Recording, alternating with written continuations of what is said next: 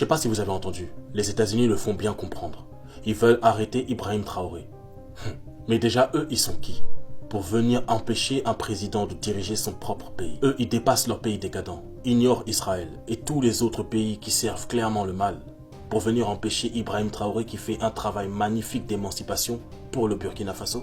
Et tout ça pourquoi? Parce qu'Ibrahim reprend ses droits sur les réserves d'or du pays pour les utiliser pour son pays.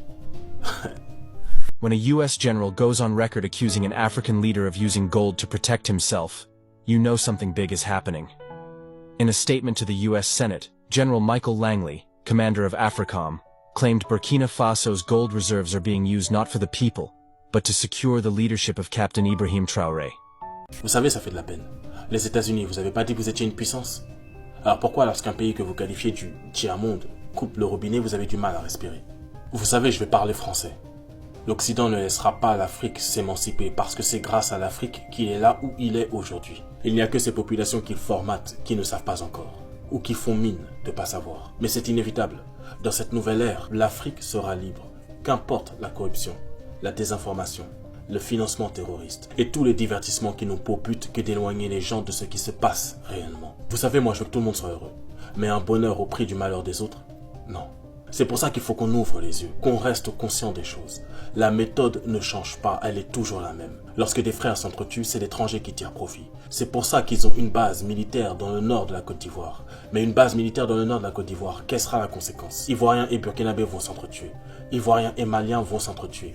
Et pendant que des frères s'entretuent, c'est l'instigateur courageux dans l'ombre qui tire profit. La méthode ne change pas, c'est exactement ce qui se passe au Congo avec les pions rwandais.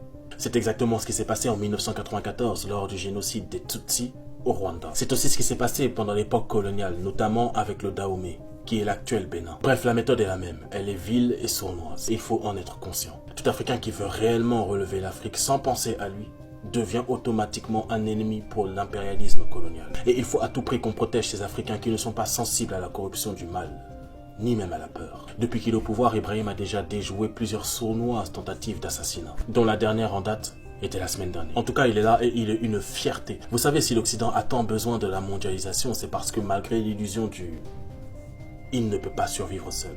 Par contre, l'Afrique peut complètement vivre en autarcie. En vrai, réfléchissez-y. Exactement comme à l'époque très antique. Alors je ne dis pas que c'est le projet d'Ibrahim Traoré, je dis seulement que une Afrique libre, défaite des standards étrangers, de ce système monétaire nuisible, défaite du costume étranger pour se croire moderne. C'est une Afrique qui deviendra autosuffisante. Et ça, c'est problématique pour des esprits qui ne vivent que pour dominer et contrôler.